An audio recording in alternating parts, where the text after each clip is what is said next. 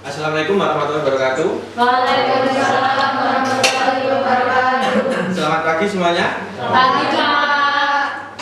Apa kabar kalian semua hari ini? Baik Kak. Alhamdulillah. Ini kok ada yang masih lesu yang di depan ini? Kenapa? Belum makan. Belum sarapan ya? Ya, Kenapa kok belum sarapan? Lalu pagi Pak. Belum masak. Loh, kok belum masak? Ibunya kemana? Kerja Kak. Kerja apa tidur? Dibangunin lain kali ya. Iya Pak. Sakit dulu ya. Iya. Pak Gila Hadir. hadir. Pria Hadir. hadir. Terus Yuni Hadir. ya, hadir semua ya. Baik untuk ketua kelas, mohon memimpin doanya. sebelum memulai pembelajaran pada pagi ini, marilah kita berdoa menurut kepercayaan keyakinan. Doa dimulai. Doa selesai. Baik, terima kasih untuk ketua kelasnya ya. Di sini Bapak ada sesuatu, ada yang tahu ini apa? Kompas Pak. Kompas ya. Ada yang tahu gunanya kompas itu untuk apa? Menunjuk Menunjuk, arah. menunjuk arah. Ya. Bisa dilihat ya, kompas ini menunjukkan arah. Nah, terus untuk jarumnya ini menunjukkan arah apa? Arah kompas. Arah kemana maksudnya? Arah ada utara, selatan, barat, timur Pak. Kalau jarum, dua jarum ini menunjukkan arah mana? Kalau di kompas. Ini kebanyakan perempuan ya, tidak tahu arah ya. Iya ya, buta rotasi. Ayo, jarum menunjukkan arah ke selatan dan Selatan dan utara. ya, selatan dan utara. Kenapa kok bisa mengarahkan ke selatan dan utara saja jarumnya? Mungkin karena adanya gaya gravitasi Pak. Gravitasi apa? Bumi.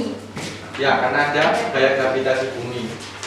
Itu sama seperti halnya dengan medan magnet. Jadi untuk pertemuan hari ini kita akan bahas tentang medan magnet. Untuk pelajaran kali ini kita akan menganalisis medan magnet.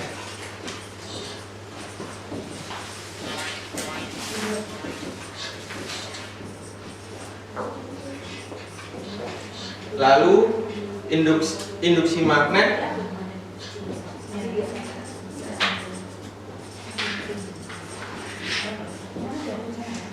Dan yang terakhir ada percobaan induksi magnet. Udah, tiga itu aja ya. Untuk yang pertama, ini menganalisis medan magnet.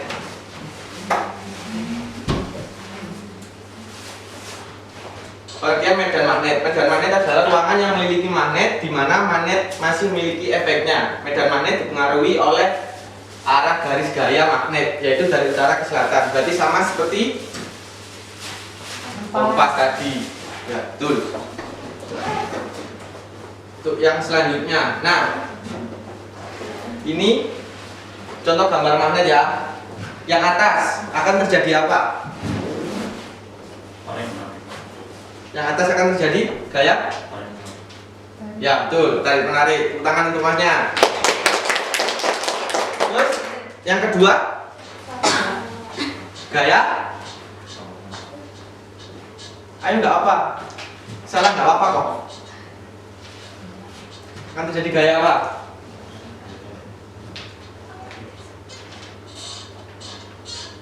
Tidak ada yang tahu gambar nomor 2 ini Tolak menolak Pak. akan terjadi gaya. Ya, betul. Tolak menolak. Yang ketiga, Sama. Sama.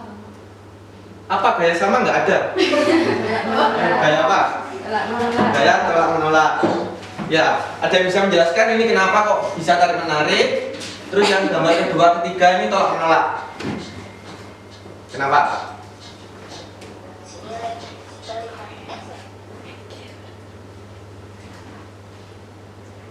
Jadi yang tahu satu kelas? Karena yang di atas dua keturunan berbeda yang disatukan. Ya, terus untuk yang gambar kedua, ketiga? Tetap yang sama nih, jadi orang menolak. Oke, tepuk tangan sekali lagi untuk ketua kelasnya. Ketua kelasnya keren ya. Belajar kemarin malam ini Mas? Alhamdulillah. Terus untuk materi selanjutnya ya, kita masuk ke sifat magnet bahan. Sifat magnet bahan ini ada 3. Untuk yang pertama ada ferromagnet, bahan yang sangat mudah dipengaruhi oleh medan magnet. Bahan jenis ini dapat dijadikan sebagai magnet. Contohnya itu seperti besi, baja, dan logam lainnya. Itu bahan yang kedua itu diamagnet. Bahan diamagnet ini bahan yang tidak mudah dipengaruhi oleh medan magnet. Bahan jenis ini tidak dapat dijadikan sebagai magnet permanen. Contohnya seperti timah, terus apa namanya Mas? Timah, perunggu itu nggak bisa buat magnet permanen. Untuk yang ketiga yaitu paramagnetik. Paramagnetik adalah bahan yang tidak dapat dipengaruhi oleh medan magnet. Itu contohnya seperti emas, perak. Jadi perhiasan itu tidak bisa dibuat magnet ya, soalnya mahal.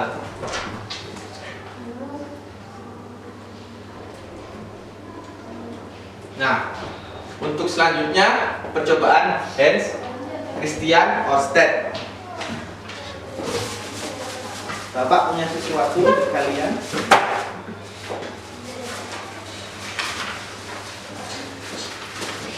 Nah, ini percobaannya memakai kompas. Saya membutuhkan relawan 1 orang. Mungkin ada yang bisa maju.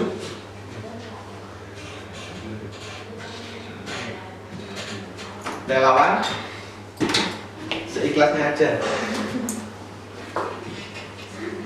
Mungkin yang lain bisa maju untuk melihat kompasnya gimana. Ya apa, maju ayo, maju. Maju semua, apa untuk lihat kompasnya. Ayo maju. Ini masnya tolong.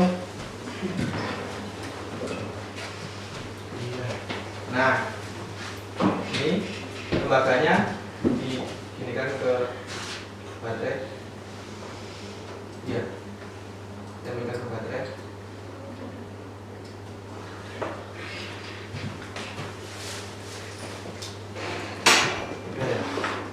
Terus didekatkan ke kompas. Apa yang terjadi? Jarumnya memutarkan ya. Nah, terus kalau arusnya dibalik, coba dibalik. Nah, arusnya kan berputar tapi berlawanan arah. Nah, itu akan dijelaskan. Ya, terima kasih. Silakan dibalik apa. Nah, yang dilakukan tadi itu adalah percobaan Hans Christian Ørsted yang menjelaskan 3 kesimpulan.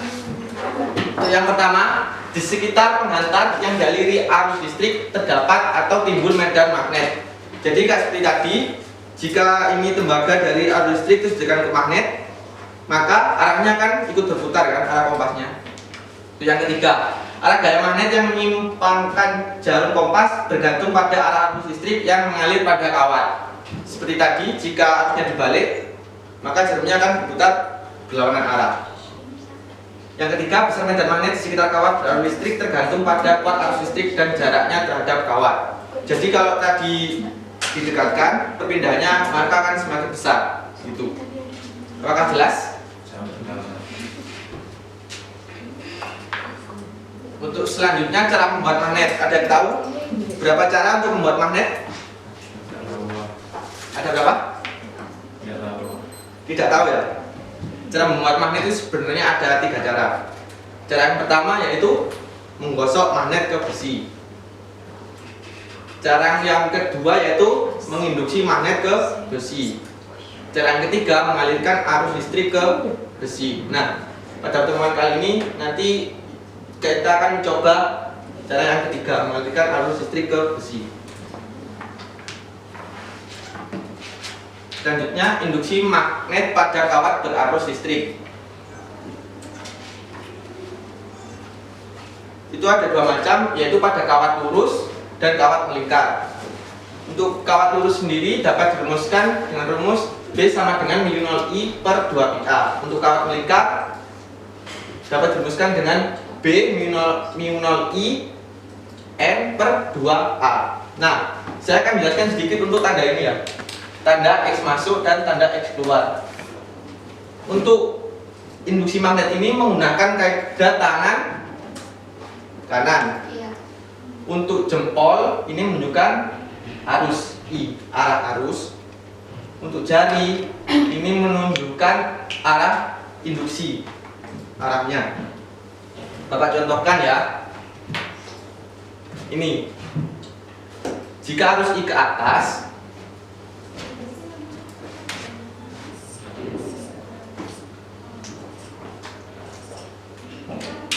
nah, jika induksi arah arusnya ke atas, terus titiknya berada di sebelah kanan, maka tandanya akan masuk ke bidang. Jadi ini gambarnya akan X di sini, X di sini, titik. Ini keterangan ini. Paham? Apa sulit dimengerti? Jadi kaidah tangan kanan ya. Ini kan menunjukkan arus. Terus ini induksi magnetnya ke arah mana. Nah, kalau semisal titiknya berada di sini, berada di kanan arus, berarti itu arahnya ke dalam bidang atau masuk. Jika titiknya berada di sebelah kiri, maka induksinya ke arah keluar bidang. Ya, saya coba sekali lagi ya. Jika arus I-nya ke bawah, titiknya berada di kanan, keluar atau masuk? Kaidah tangan kanan. Keluar atau masuk? Ini ya, jadi keluar. Terus kalau berada di kiri berarti masuk. Bapak coba sekali lagi. Jika arus I-nya ke kanan, titiknya berada di atas, keluar bidang atau masuk bidang? Arus I ke kanan, I berada di atas. Ya, keluar bidang. Berarti tandanya titik. Kalau di bawah berarti tandanya masuk. Silang. Tuh. Sulit. Kanan ke kiri, besar dan arah induksi magnet di titik P yang berada tepat di bawah kawat tersebut pada jarak 10 cm. Jadi di sini yang diketahui apa saja di soal? Arus lambangnya dilambangkan dengan I. Besar I berapa? 10 ampere. Terus titik P berada tepat di bawah kawat dengan jarak 10 cm. Titik P berarti, Bapak ingatkan lagi untuk rumusnya ya. Titik P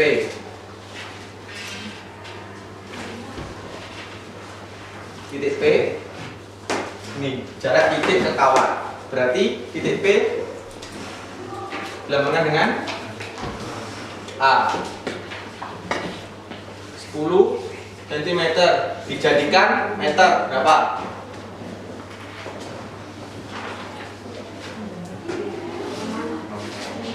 10 pangkat min 1. Min 1 atau min 2? Min 1 ya. Ditanya besar induksi magnet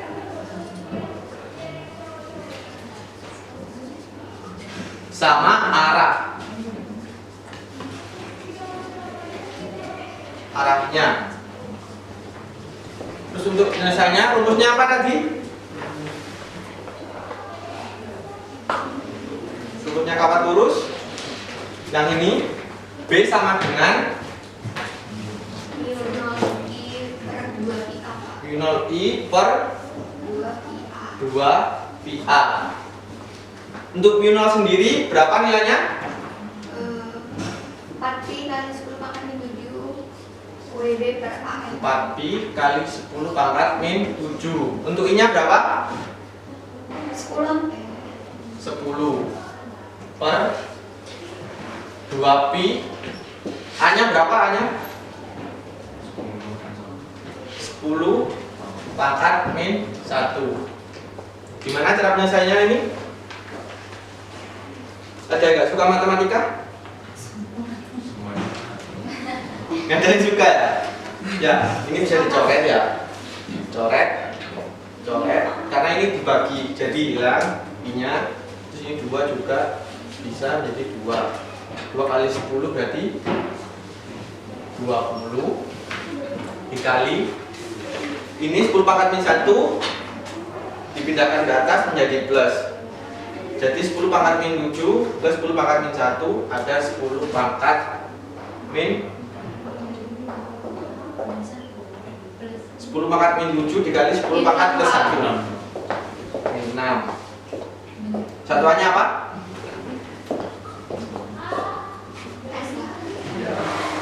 Sekarang untuk arahnya, arah arus dari arah kanan ke kiri, dari arah kanan ke kiri, paham ya? Terus titiknya berada di bawah kawat tersebut, berada di bawah kawat dengan jarak 10 cm. Di sini berarti ini masuk bidang atau keluar bidang? Arus ini, berarti yang di atas masuk bidang ya, yang di sini keluar. Udah, itu susah atau gampang? Ini masih 1 soal loh, nanti ujiannya 10 soal. Diskon 50% Pak. Oh tidak bisa, laser sudah habis. Terus selanjutnya induksi magnet pada solenoida. Solenoida itu batang besi. Jadi ini induksi untuk membuat magnet batang. Nah, besar induksi magnet pada pusat solenoida pada titik 0. Ini titik 0 di tengah-tengah, berarti dapat dirumuskan dengan B sama dengan min 0 IN per L. Untuk di titik P, yaitu di ujung, bisa dituliskan dengan rumus matematis, yaitu B sama dengan min 0 IN per 2L. Selanjutnya ini sama tapi yang berbentuk lingkaran, namanya toroida, adalah kumparan yang dilengkup sehingga membentuk lingkaran. Jika toroida dari arus listrik, maka akan timbul garis-garis medan magnet berbentuk lingkaran di dalam toroida. Ini seperti gambar ini lingkaran. Dan dapat dirumuskan, dapat ditulis secara matematis, yaitu B sama dengan min 0 IN per 2IA. Nah, sekarang waktunya mulai ya. Bapak bagi menjadi 2 kelompok, depan belakang. Depan belakang.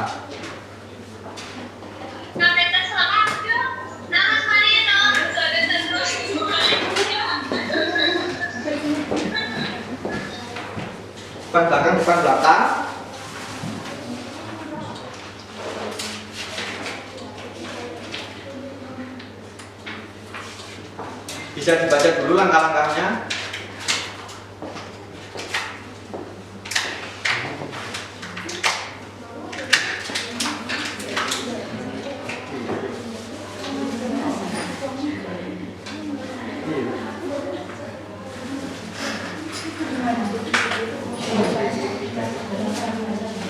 Nah, ini untuk bahan-bahannya, membuat magnet. Silakan buat magnet.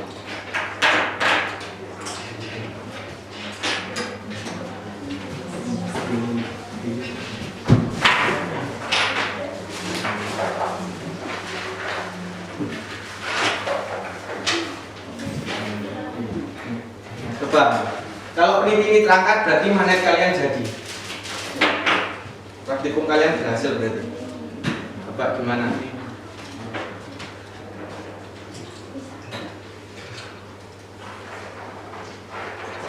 Itu tembaganya dililitkan ke paku aja.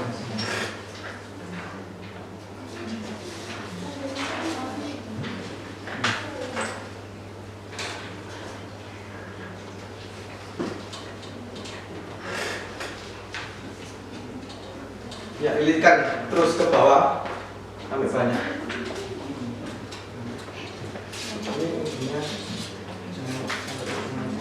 Ditaruh ke bawah.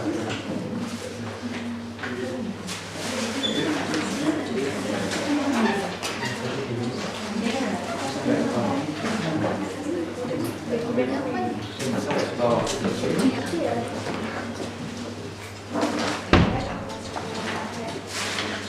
Udah, jika udah, ini bisa didapatkan. Nah, baterainya coba ditembakkan. Nah, kalau pintunya terangkat, berarti penelitian kalian nggak bisa. Kenapa? Ayo. Kira-kira maka tadi yang suruh tak simpen dulu. Kenapa kok nggak bisa?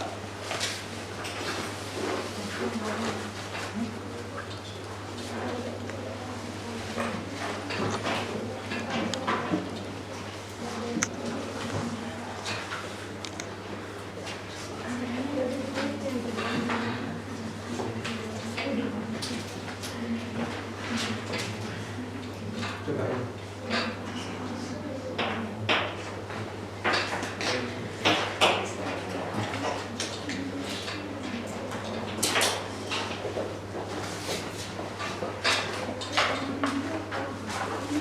Yang sini bisa.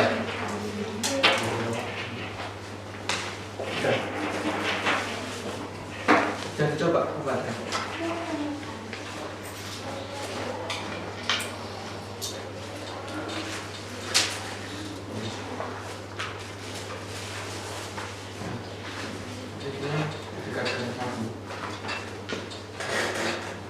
Ke ujung. Bisa.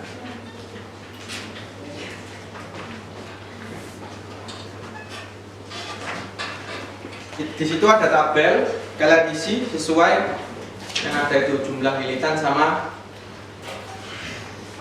tegangannya. Saya kasih waktu 2 menit.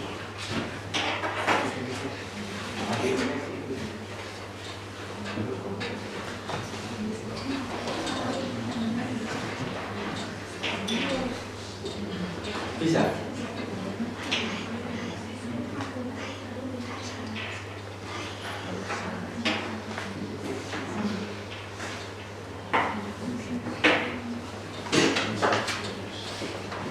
Ya sudah, mungkin bisa dilihat hasilnya.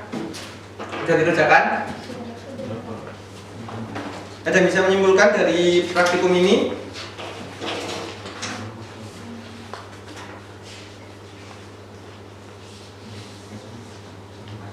Ayo, ada yang bisa menyimpulkan dari praktikum ini? Kesimpulannya apa? Kesimpulan praktikum ini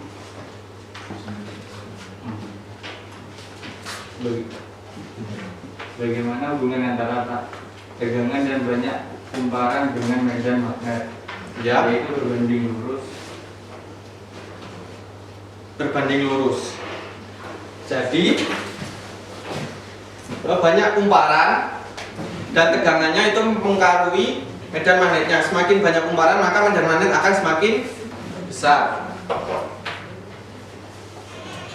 Nah, sekarang kesimpulan pada pembelajaran hari ini. Ayo, kita bisa menjelaskan kesimpulan pada pembelajaran hari ini. Apa itu medan magnet? Tidak bisa menjelaskan apa itu medan magnet?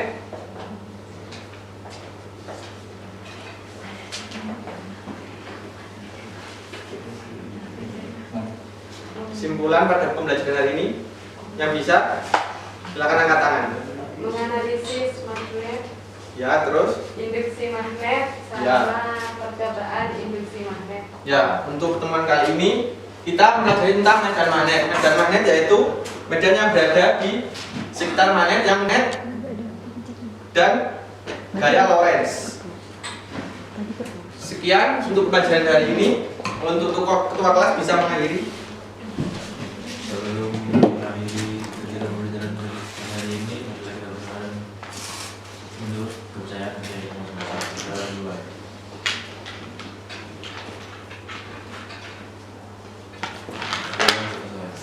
Dan terima kasih untuk ketua kelasnya ya. Semoga hari kalian menyenangkan.